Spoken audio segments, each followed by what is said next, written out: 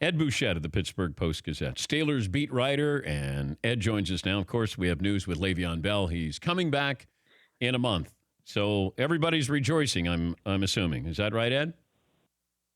There's so much mixed emotion here, and that's assuming we believe he's coming back in a month, Dan, because he's made all kind of statements before that he was going to start the season, that he was going to hold out the whole season, that he was going to have his best season, and so this is the latest. This sounds more reasonable. He sounds committed from what I read of him talking to Jeremy Fowler, and so it sounds like he's coming back. Yes, the week of the bye for them.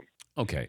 Why do you think he's coming back now or in a month? I don't know.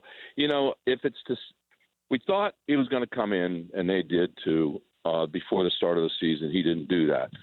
So the longer he stayed out to quote unquote save himself from all the carries and everything he was going to get, I figured why not just stay out the whole season, because he would still be a free agent next year.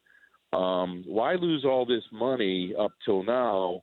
Why now? Now, the only thing I can think of, Dan, is last year he came in Monday before the first game and they used him right away. He could use the bye week and the next week. That would give him 2 weeks of practice before the first game. That's the only thing I can think of why he's coming in then. If you're the Steelers, how do you think they'll use him? I was just batting that around with a bunch of guys. I think they would get the 2-week roster exemption, first of all, and practice him that first week, see how he's doing, and then the second week determine if he's ready to play or not. If he's ready, you just lift that roster exemption and use it. Now they could do the 2-week thing and not pay him for those 2 weeks as well. And my guess is, why would you pay him for the bye week when there's no game if he's just practicing? So he could lose that week of pay too. But the pay at this point doesn't seem to be the big sticking point. How is that Ravens loss playing locally? Not well. They went from beating Tampa on Monday night to and there being some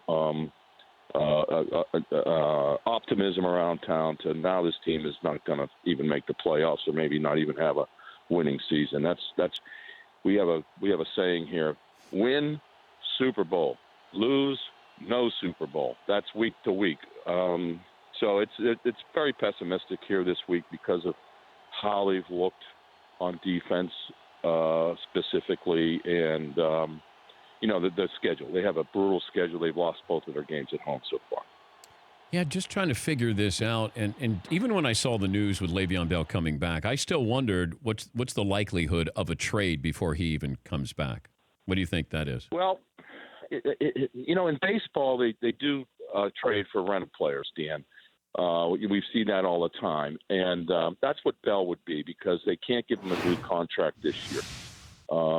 They'd have to wait till after the season. So does a team want to give – is there a team out there that has the cap room, it feels it's a running back away from, making a run at the playoffs, and is willing to give – the report said second round and a player. Yeah. I think they'd take a third rounder.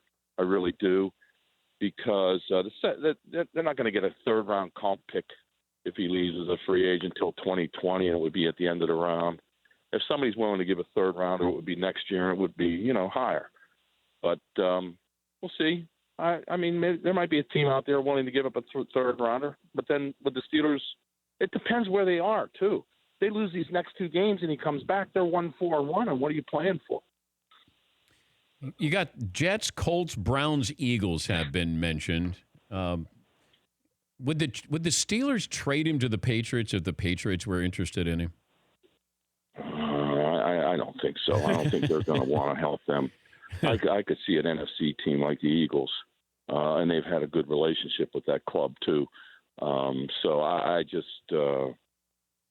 could see that one. They're not going to trade them to the Browns. They're in the division. They got to play them again. I just, Colts maybe. Yeah, I thought the Niners, if Garoppolo was still healthy, that they might have done it with McKinnon getting hurt, and the Colts is a possibility as well. But yeah, I'm wondering what these offensive linemen are going to think when all of a sudden, hey, I'm back, guys. Everything's good. How do you think his teammates are going to react when they see him walk in the door?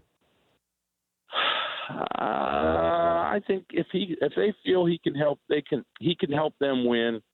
They'll just go ahead. They're not going to be going out to Dave and Buster's every night or to dinner. But I think they would be blocking for him, and that's the way of life. But I think they could get together, and it wouldn't be a problem.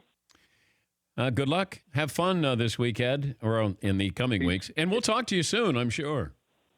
Well, Le'Veon Bell, for guys like me, is that even though he hasn't come in yet, is the gift that keeps on giving. Yeah, I agree. Thank you, Ed. All right. See you, Dan. That's Ed Bouchette, Pittsburgh Post-Gazette. For more Dan Patrick Show, tune to Audience Channel 239 on DirecTV or download the Dan Patrick Show app.